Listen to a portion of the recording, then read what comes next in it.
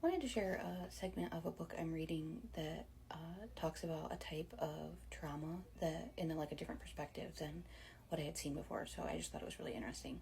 It breaks down different types of developmental trauma, and this one is talking about dependency needs. So it says we need to depend on our source figures, and they're using source figures basically to mean like parent or caregiver. We need them to hold us, touch us, and mirror us. We need them to feed, clothe, and shelter us. We need them to watch over our nutrition and our health. We need to identify with them and to separate from them. Most of all, we need them to empower and affirm us. These are needs that we cannot get satisfied without a nurturing other. They are developmental dependency needs. With any, some, or all of these needs are shamed, the fundamental bond with our source figure is broken. The interpersonal bridge necessary for individuation and growth breaks down, and we feel that we have nobody to depend on. This is the cruelest cut of toxic shame. The belief that there is no one we have the right to depend on sets us up for either isolation or enmeshment.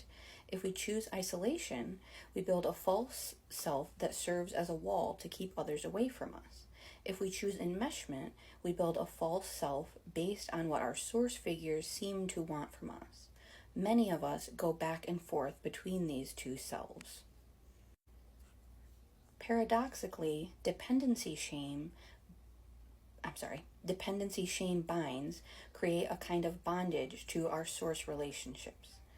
Since we have never been allowed to separate and establish our own identity, we have no authentic self, and we continue our quest to get our source figure's love.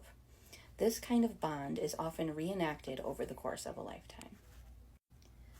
I think the reason that this was really interesting to me is that in the couple of years that my fiance and I have been doing therapy, we've talked quite a lot about attachment styles, and we both have a lot more symptoms or relate more to anxious attachment than avoidant attachment, but we also both have a little bit of avoidant attachment traits or whatever you would want to call that.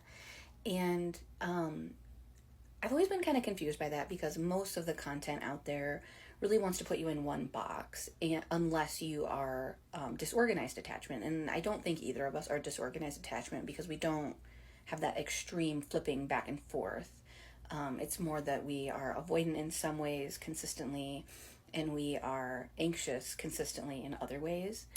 And anyway, I kind of think that this dependency need shame kind of makes sense for that.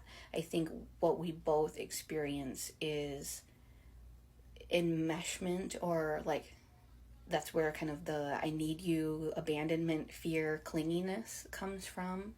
And then also that need to, or that sense that we need to isolate because we can't depend on on anybody else. So like it's not safe to be that needy. And so I don't know, I thought that was really interesting, and I thought somebody else might relate to that and maybe hadn't seen it framed quite that way. This is the book that I'm reading from.